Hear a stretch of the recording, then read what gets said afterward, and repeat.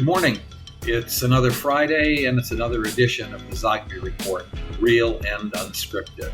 I'm John, and I'm here with my son, business partner, Jeremy. How are you doing this week? Hey, I'm great. How about you? I'm doing okay as well. We're attending a happy event this weekend, so I'm already on the road. And son and brother and business partner Ben's daughter is being baptized, little Celeste. So that's a very happy occasion. So let's move right in to the topic of the day. It's California and the recall and the fact that Governor Gavin Newsom won a massive victory, beating back the recall by at least 20 percentage points, and the fact that it was very good turnout, much higher turnout than folks anticipated, certainly would have anticipated even 2 or 3 weeks ago. How's that topic sound for you? Oh, that caught me by surprise, so I like it. Okay, good. That's what we do. So, all right, here's my interpretation. Above and beyond a big victory for Gavin Newsom, I think it was a big victory for Joe Biden and for the Democrats. And here's why. Biden has been in doldrums. His numbers, approval ratings have been going down, and he's been taking an enormous amount of heat, particularly for the decision and the implementation to remove American forces from Afghanistan, something that appeared to spin out of control and led to charges of anything from incompetence to the antithesis of what he wants to portray himself as, and that is caring, and compassionate, empathic. His polling numbers had been sliding. He clearly identified himself, especially towards the end, with Newsom, and together they saw this battle in California as larger than Gavin Newsom, as an opportunity to defeat Trump, and in their words, Trumpism. Trump was present in California in the presence of Larry Elder, the talk show host, and clearly the frontrunner on the part of the Republican side. And that sort of set the table nicely, I think, for Newsom to run not only against Larry Elder and the things he was saying, but against Donald Trump.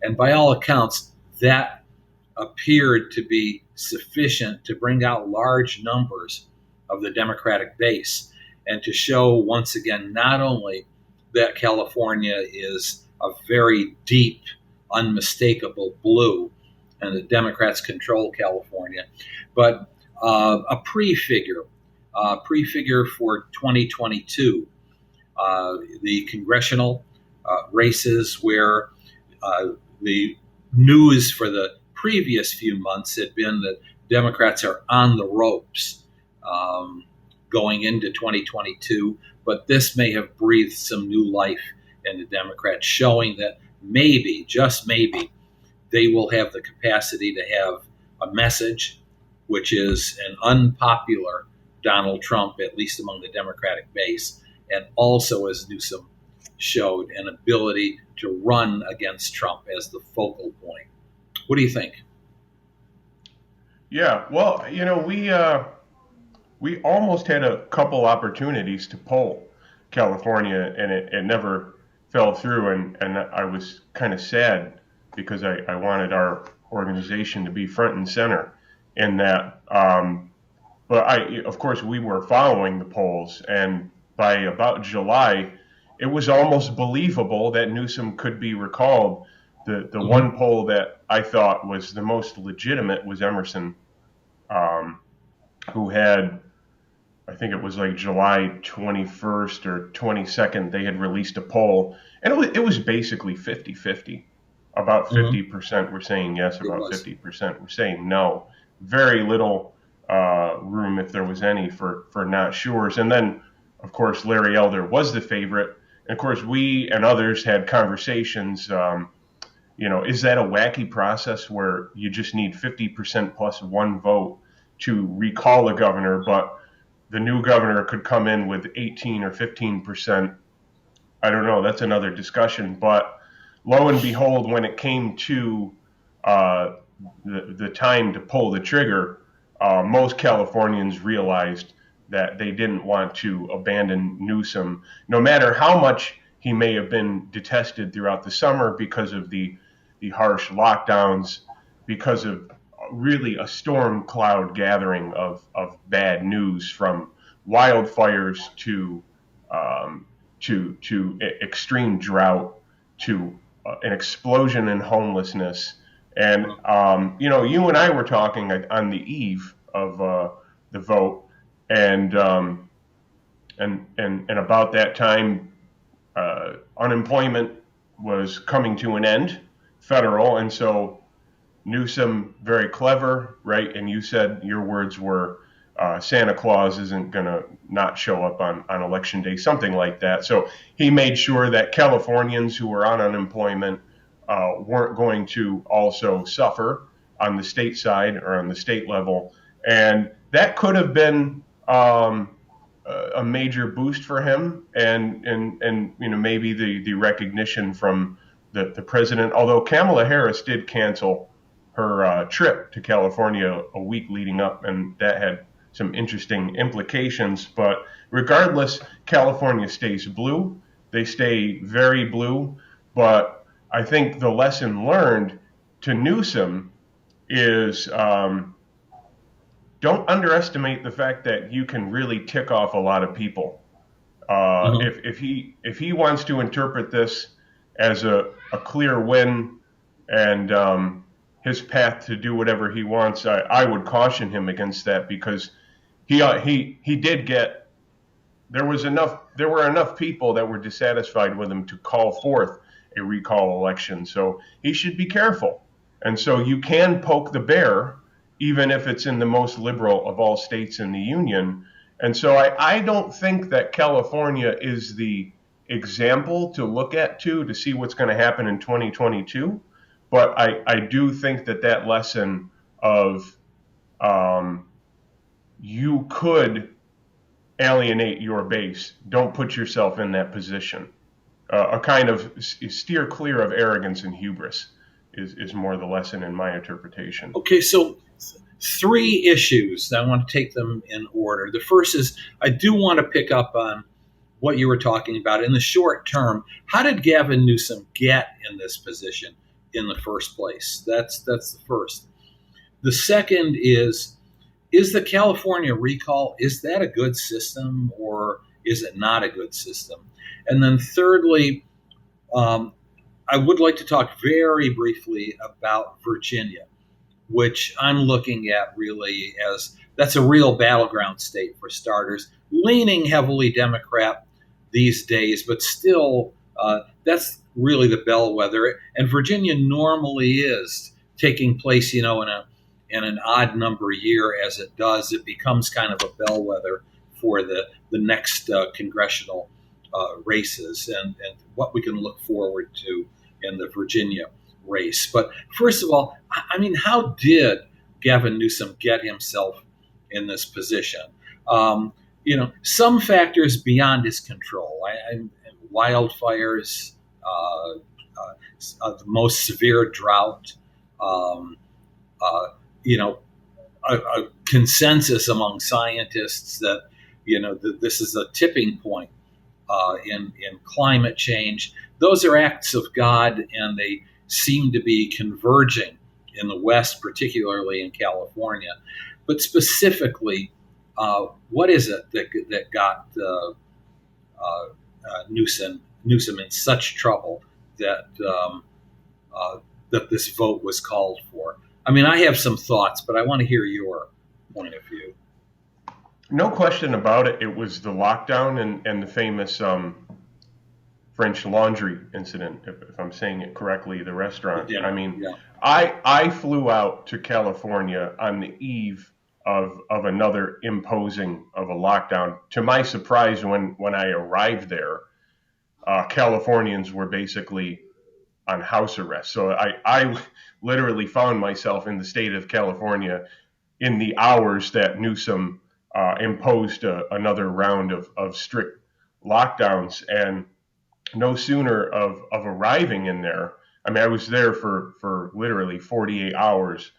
I had random encounters with a half dozen strangers who just started openly talking to me about how upset they were with Newsom. And I know that's not statistically significant, but qualitatively that's fascinating that in 48 hours being in LA, you know, the most blue, possibly the most blue or the second most blue cities in all of the country, you have 6, 7 random strangers who just start opening up about their frustration. And so to me, it was kind of like, okay, something is really brewing in this state if this is happening in LA. And then of course when that incident happened, and I don't know if that was before I was there or after, it was just the penultimate hypocrisy, the penultimate example of hubris. And actually, it happened around the same time that Nancy Pelosi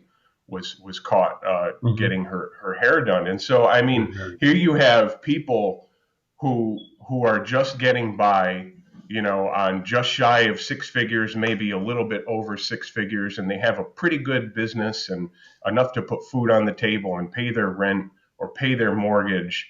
And these lockdowns come crushing down on them, and they're, you know, by far the most severe in all of the 50 states.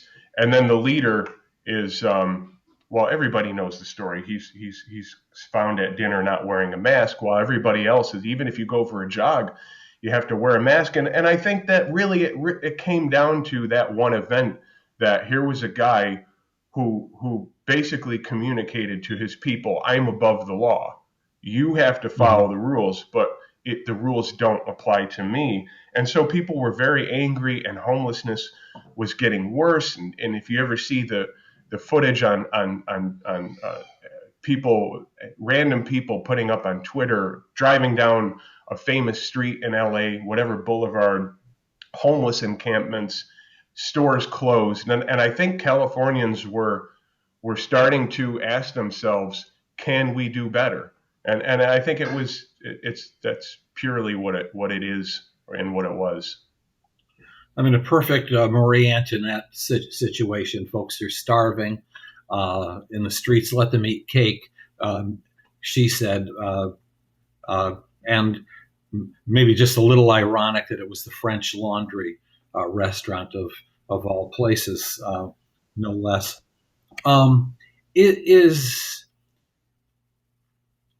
Is this recall system a good system?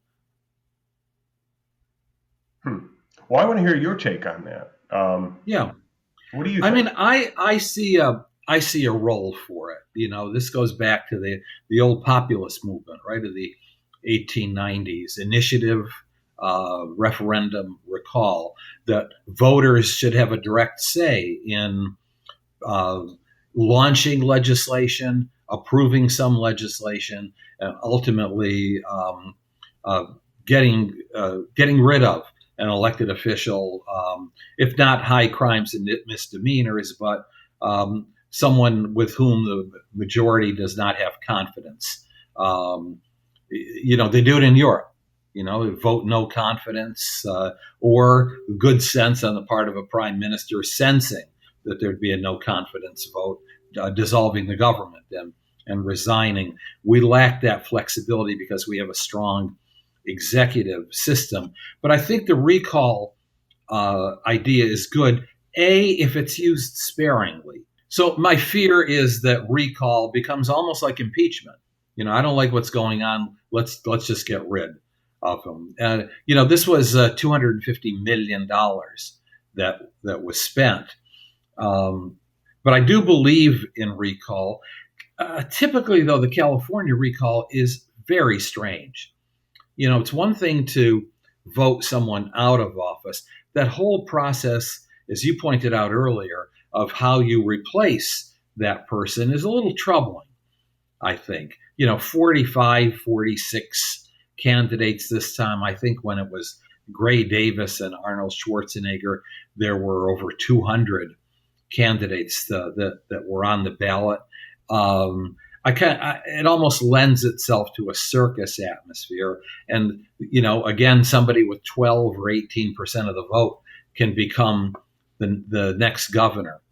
And then also because it is California, though the rest of the nation is catching up with California, we have this merger of celebrity culture with politics. So if I've got good name recognition, if I'm an influencer, or if I know how to generate a lot of clicks, hey, I'm in the mix. I could be your next governor, like that. So, and that's another reason why I'm really very happy that Gavin Newsom was able to just dismiss this. I don't particularly care for Larry Elder. That's a whole other conversation. But the very act of replacing someone who just happens to have that high name recognition is just a little troubling to me. Mm-hmm. Yeah. So not a good system. I could go back and forth. On the one hand, so you've got the first hurdle, right, to get 50%. Well, first of all, you have to get enough signatures on the petition to get the recall in motion, and I think that's a good system. And then, so after you've established that, people go to the polls, and it's a majority, 50% plus one vote. That's the first hurdle. And so if it weren't the way it is, which is whoever gets the plurality after you vote yes to recall, so would you then put up a second hurdle of whoever is to replace Gavin has to have, you're not going to get, right, you're not going to get a majority. And basically you would make it nearly impossible. So I think the only way that maybe you could make it fairer is there would be a primary for who could potentially replace, and the top two or the top three then go on the ballot for the second for the follow-up question. I don't know. Personally, I like the fact that California has this system because it goes back to really what this country was supposed to be, which was a laboratory for democracy. That states had the freedom to experiment how they want to envision their politics for their residents and for their citizens. And California has a wonderful culture of going to the polls and voting on initiatives. And so I think this is just a product of that, and it sets them apart, and it gives the rest of the country an example what they want to follow or what they don't want to follow. So to me, it hasn't really. I was just going to say one other thing. It hasn't been abused to date. I mean, the last time they did it was, about 20 years ago. And although it was comical that it was Schwarzenegger, and it was interesting that during that time that was kind of a thing. 80s wrestlers and action stars started to pop up and run for governor. Right? You had what was his name, Jesse Ventura, in Minnesota. Yeah. But I mean, look, Schwarzenegger, although that seemed to be comical, he actually turned out to be a level-headed person, and he picked up the mess that Gray Davis left behind him, and for the most part, Californians were satisfied with a moderate Republican. So I think it's kind of an homage to they've made it work. So I'm going to just pick up on a couple of things you said. I don't have any problem with recall, especially if it's not used, if it's used sparingly, and there's a good reason for it. I think it is it's democratic leverage is what it is. Democrat with a small d. Where I have the problem is the follow-up. What's wrong with the lieutenant governor taking over? I mean, the theory there is you elected a governor uh, of a certain party. And the lieutenant governor, though independently elected, normally is a member of the same party. So why not just carry over what voters had voted for previously? So that's one piece of it. The second piece is, I get your point about recall and then a primary and then a runoff of the top two or the top three. The only problem with that is that this costs $250 million. How many elections can you fit all in the course of a short period of time, where it gets a little ungainly and, from a public policy standpoint, pretty chaotic? So, in any event, it's over, and Gavin Newsom is back, and California and our democracy survives. One last point, and that is, I hinted at the third thing I wanted to talk to. Traditionally, Virginia has been a bellwether because it has Virginia and New Jersey have their gubernatorial elections odd number year before a congressional election, and we get some hints, more so from Virginia than from New Jersey. New Jersey is pretty blue. Virginia leaning blue, but it can go back and forth. So it is characterized as a swing state. You've got Terry McAuliffe, who had been term limited, had been governor, turned out to be a much better governor than a lot of folks anticipated, and now coming back to run for governor again and leading in the polls a fellow by the name of Youngkins, who is a fairly conservative Republican, but the race is pretty close in Virginia. So whoever wins this one is really going to be considered a bellwether. Right now, McAuliffe leads.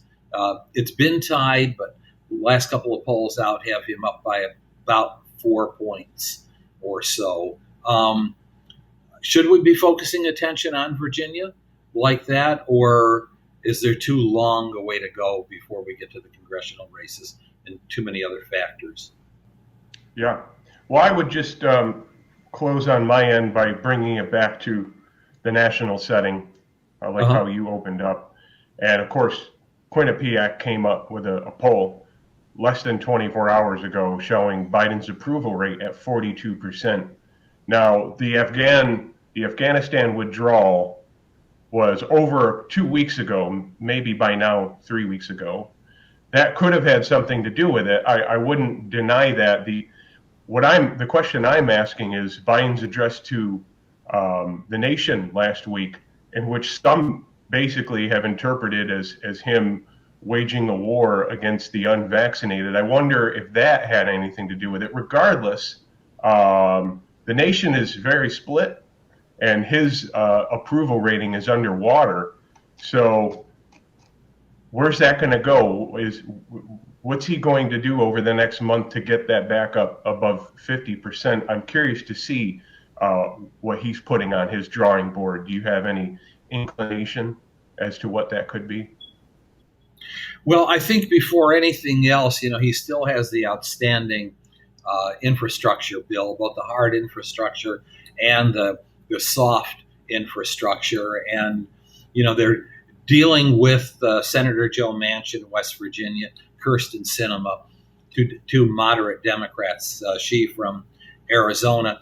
But I think the one thing that could help Biden the most is that this past week, Senate Minority Leader Mitch McConnell announced that the Republican caucus in the Senate would not in any way support raising the debt ceiling at the end of this month, which happens to be also the end of the fiscal year.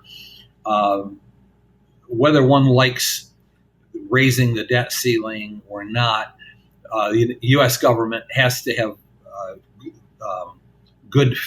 has to generate good faith by being able to pay its bills. And if it can't pay its bills, it could lose creditors, it could lose allies, it could create some real problems domestically, let alone internationally. I think every time in the last 30 years that the Republicans have forced this issue of not raising the debt ceiling, it has backfired on the GOP. And I just wonder if this is the sort of factor that could spring Joe Biden into raising his popularity a little bit. Incidentally, when Senator McConnell did the same sort of thing in the early years of Barack Obama, it was Joe Biden who actually went over to the Capitol and met privately with McConnell and was able to negotiate a deal with McConnell to not have the federal government shut down. But McConnell still looked pretty bad.